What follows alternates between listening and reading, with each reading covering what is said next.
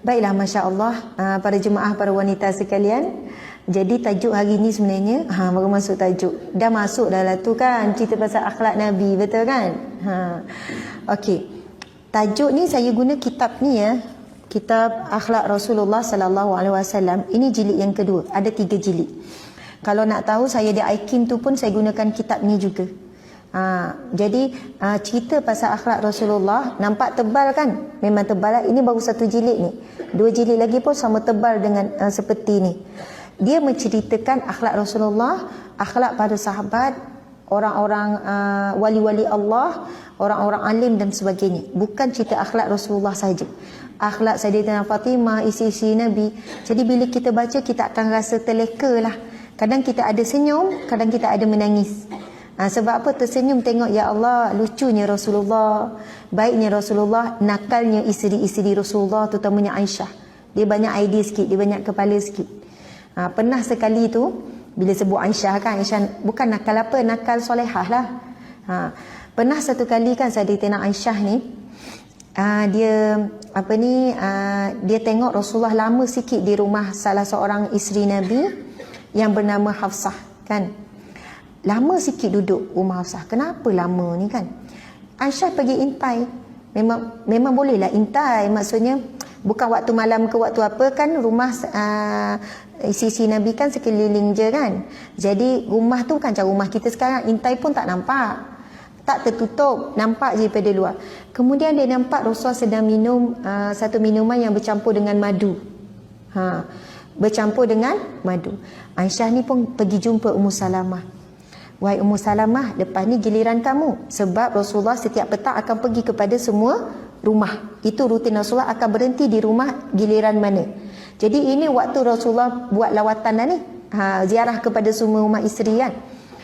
Lepas tu Aisyah pergi jumpa Ummu Salamah. Wahai Ummu Salamah, nanti selepas ini Rasulullah akan pergi ke rumah kamu. Kamu katakan kepada Rasulullah, kamu makan, saya tak ingat, ada istilah makanan orang Arab tapi ia berbau busuk. Kalau kita makan petai ke, contoh macam itulah kan.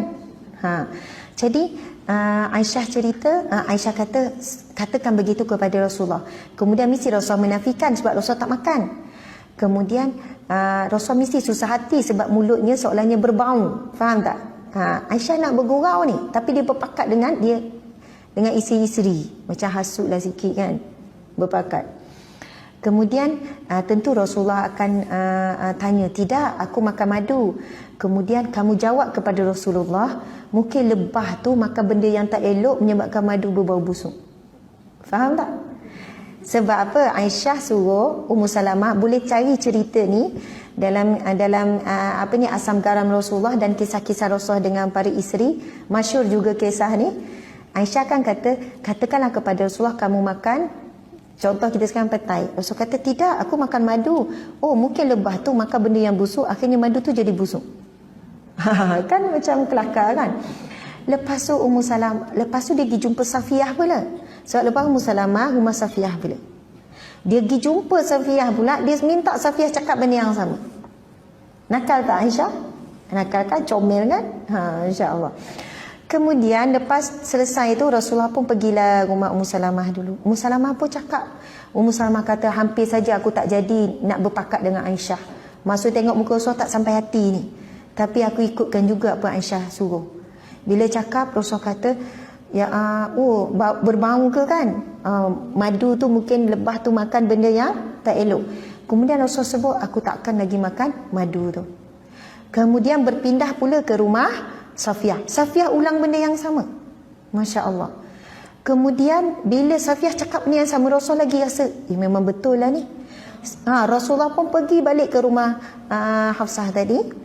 Hafsah ni anak Sayyidina Umar kan. Pergi balik, Hafsah tanya Rasulullah, kenapa kamu datang balik? Adakah kamu nak lagi air madu tadi tu? Sebab Rasul sangat suka air madu ni. Air bercampur dengan madu. Rasul kata, tidak, aku datang untuk memberitahu kepadamu, aku tak nak lagi air tu. Faham tak? Kemudian Aisyah pun berjumpa dengan Rasul. Ya Rasul, sebenarnya aku yang suruh. Faham tak? Aisyah buat pengakuan sebenarnya. Sebab apa? Ada teguran daripada Allah. Jangan kamu mengharamkan apa yang halal. Sebab madu tu halal untuk dimakan, diminum. Tapi Rasulullah ni dia punya akhlak, Dia tahu kalau isteri tak suka bau mulut dia, dia akan tinggalkan. Tapi madu tu halal, takkan nak tinggalkan madu. Jadi selepas itu bila Aisyah buat pengakuan, Rasul pun tegur Aisyah dengan cara baik. Aisyah nak bergurau, faham tak? Dia pakat dengan isi-isi. Kita boleh nampak harmoninya hubungan sesama isteri Rasulullah sallallahu alaihi wasallam. Nak cakap di situ, antara akhlak Rasulullah sallallahu alaihi wasallam ialah sangat menjaga penampilan dirinya untuk isterinya. Kalau ada sesuatu yang komplain keluar, satu rungutan daripada isteri, Rasul akan ambil berat. Rasul takkan ambil mudah. Bahkan Aisyah cerita Rasulullah kalau nak jumpa isteri mesti bersugi dulu. Mesti berus gigi dulu. Tidak mahu ada bau yang tidak enak keluar daripada mulutnya. Masya Allah. Sebab itu kayu sugi tu sentiasa ada bersama dengan Rasulullah sallallahu alaihi wasallam. Kita balik kerja petang ni, nak jumpa suami, buh gigi dulu ya. Betul ni. Itu sunnah Nabi sallallahu alaihi wasallam. Nak tidur buh gigi dulu. Sebab apa kan? Kita fikir, nak tidur buh gigi. Padahal nak tidur, kenapa buh gigi? Nak buat apa? Mulut wangi untuk apa? Bila kita suami isteri, kita tahu ada komunikasi belum tidur mungkin, ataupun ada hubungan istimewa dengan suami mungkin, betul kan? Dan lagi kalau lelaki ataupun suami yang merokok, lagilah. Sebab itu tercela kan? Benda tu makruh dekat tahrim. Maksudnya makruh tahrim yang dekat dengan haram. Sebahagian besar ulama mengatakan haram. Ia bukan kesihatan saja, ia menjejaskan hubungan suami isteri juga. Masya Allah, Allahu Akbar. Jadi itu akhlak Rasulullah yang pertama. Kalau kita boleh buat, bila nak jumpa je suami, balik kerja ke, bila masa ke, kalau tak ada kayu sugi, kita gunalah berus gigi. Perbuatan kita itu adalah satu sunnah Nabi sallallahu alaihi wasallam. Sama juga para sahabat sebut Rasulullah punya akhlak, tidak keluar bau yang tidak enak daripada badannya. Ini diakui oleh sahabat Nabi dan juga kanak-kanak. Kanak-kanak, saya tak ingat nama apa, Zaid bin Harisah ke nama kanak-kanak yang mengakui, tidak pernah kami mencium bau yang tidak enak daripada badan Rasulullah. Kalau ada je bau badan, Rasul mesti bersihkan badan. Kemudian Rasul suka memakai minyak wangi. Kita datang kerja insya-Allah kita jaga bau badan, deodoran, betul kan? Minyak wangi orang perempuan hukumnya apa? Haram memakai minyak wangi di luar rumah. Haram tu apabila tercium pada orang sebelah, betul kan? Kadang kita pakai minyak wangi yang sangat sedikit, yang untuk kita saja, ataupun untuk melawan bau tu kan. Tetapi kalau kita tanya, bau tak? Kadang kawan kita tegur, wanginya. Maksudnya itu dah tercium pada orang lain tu, maksudnya itu dah masuk kedudukan haram. Jadi tak boleh. Bila balik ke rumah, subhanallah, pakailah satu botol pun kan, curah minyak wangi. Tapi kadang kita terbalik, memakai wangi yang di rumah ataupun waktu nak salat.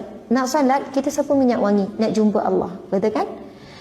Dalam keadaan begitu, pahala.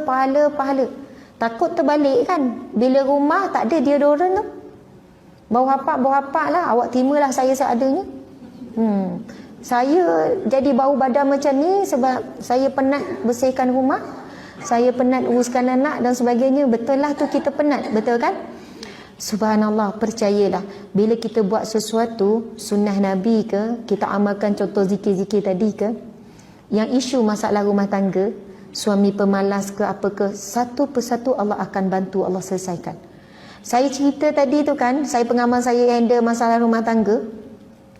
Bila ada yang datang mengadu masalah apa pun, A, B, C, D ke, penyelesaiannya yang pertama adalah solat. Solat dah jaga, solat dah buat, dia pergi kepada penyelesaian satunya zikir-zikir tertentu. Walaupun klien kata, macam mana Ustazah benda ni nak berubah? Biar betul Ustazah, kalau saya buat ni boleh ubah masalah saya ni. Saya biasa bagi tempoh 2 minggu. Encik, kalau encik buat betul-betul, encik akan terkejut dengan hasil dia. 2 minggu lagi saya akan panggil isteri encik. 2 minggu lagi saya akan panggil suami. Memang kena 2 minggu. Itu pun paling cepat. Sebab klien sangat ramai, penuh. Satu hari 5-6 kes. Jadi kita tak boleh nak panggil cepat. Tapi dalam tempoh ni, encik tolong buat ni. Banyak klien telefon balik, Ustazah saya nak tutup kes. Masalah kes close. Masalah selesai. Saya akan tanya, selesai macam mana? Subhanallah. Siapa yang bagi kita ujian? Allah yang bagi ujian. Penyelesaian ada dengan siapa? Dengan Allah. Allah sebut dalam Al-Quran, innaka la tahdi man ahbabta walakinnallaha yahdi man yasha. Kamu tidak boleh mengubah orang yang kamu cinta, orang yang kamu sayang. Nak ubah anak, belai anak, pujuk anak, beli mainan supaya dia berubah, ajak dia pergi, kalau buat panggil elok, ujung minggu ni kita pergi Legoland. Contohlah, kita seolahnya kita rasa kita boleh ubah anak dengan daya kita. Kita boleh ubah suami, tiba-tiba melawar, tiba-tiba ni masak sedap-sedap, suami tetap tak berubah. Sebab apa? Allah dah sebut, kamu tak boleh ubah orang yang kamu sayang. Allah akan mengubah, memberi daya kepada siapa yang dia mahu. Masya Allah.